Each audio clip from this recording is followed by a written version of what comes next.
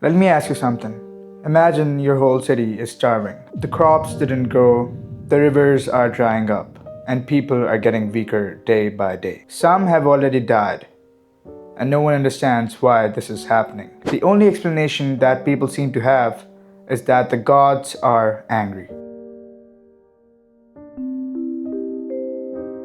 Now imagine the clergymen tell you that there is a way to fix it. One ritual, one sacrifice. Do that and the gods will forgive you. The rain will return and the crops will grow again. And life will be back to normal. So here's the real question. Would you believe them? Because for thousands of years, almost every single civilization did. Not because they were stupid or evil, but because that they did not understand the world around them. Today we're talking about human sacrifice. I know it's a dark topic. What's more interesting is that how so many people believed that it was necessary. To understand human sacrifice, you first have to understand the world ancient people lived in.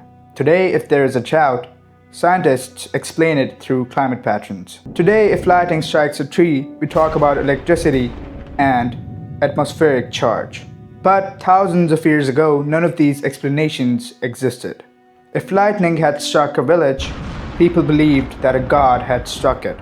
For example, Thor. If crops suddenly failed, it meant a god was angry. If disease spread through the city, that was too seen as punishment from divine forces.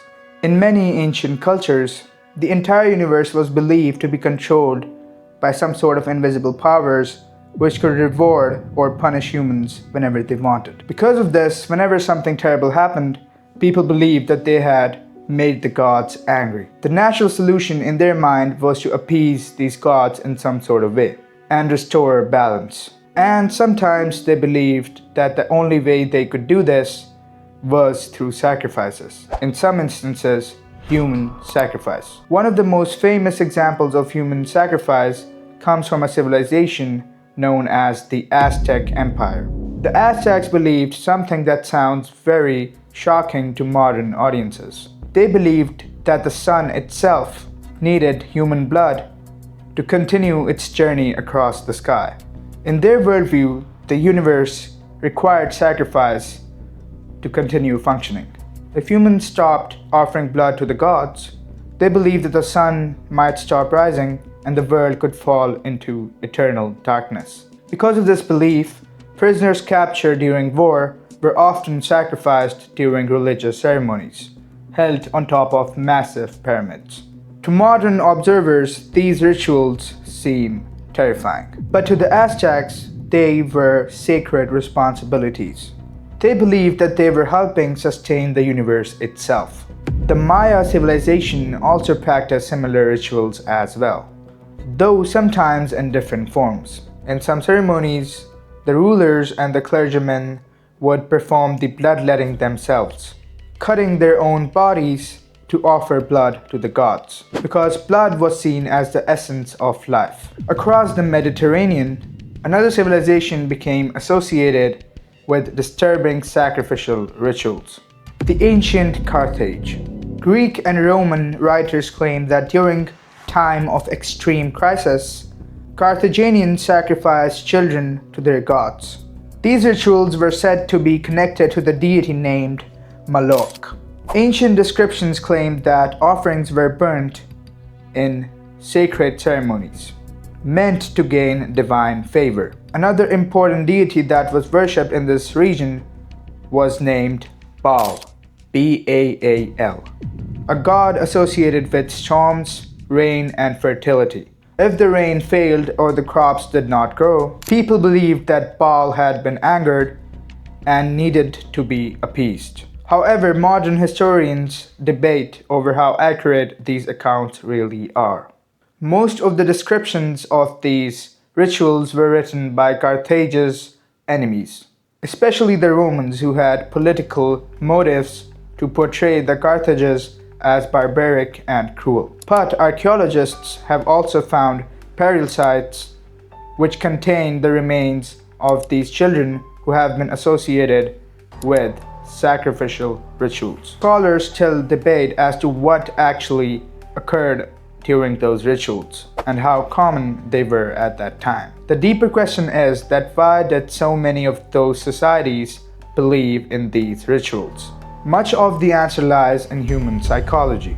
Ancient communities lived in a world where survival was fragile, and one sudden disease could cause a pandemic through the whole civilization, without anyone understanding why. Humans naturally try to make sense of chaos. When something terrible happens, our mind searches for the answers and explanations. If religious leaders claimed that the gods demanded sacrifice, and if performing those rituals seemed to coincide with the end of disasters or the return of rain, those beliefs would be quickly reinforced. Social pressure also played an important role. When everyone around you believes that something is sacred, questioning it obviously becomes very difficult.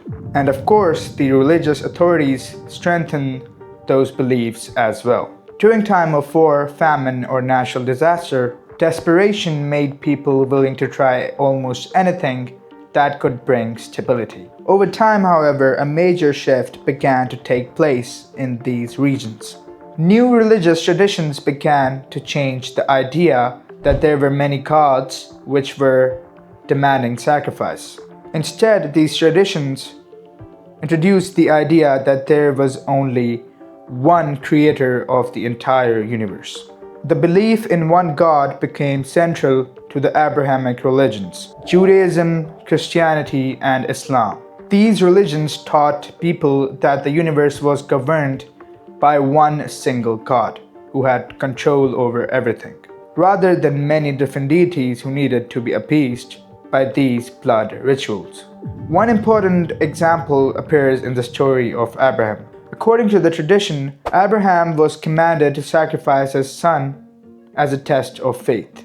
But at the final moment, the sacrifice was stopped and his son was replaced by an animal. For many believers, this story symbolized that God did not desire human sacrifice.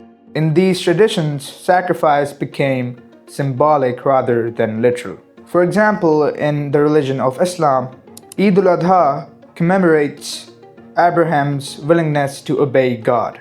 But the sacrifice that is performed is an animal, and the meat is shared with the family and the poor. These teachings helped many societies overcome the belief that divine forces needed human sacrifice. Even though public human sacrifice is long gone, but the underlying psychology hasn't disappeared. People still fear forces that they cannot control, and they still follow authority, tradition, and social pressure, which often leads to extreme situations. And not to mention that the Epstein files also hint towards actual sacrifices that may have taken place. For example, the sacrifice to the ancient deity Baal, which means that even with the rise of the Abrahamic faiths, some people, many of them being the world's elites, are still practicing pagan rituals.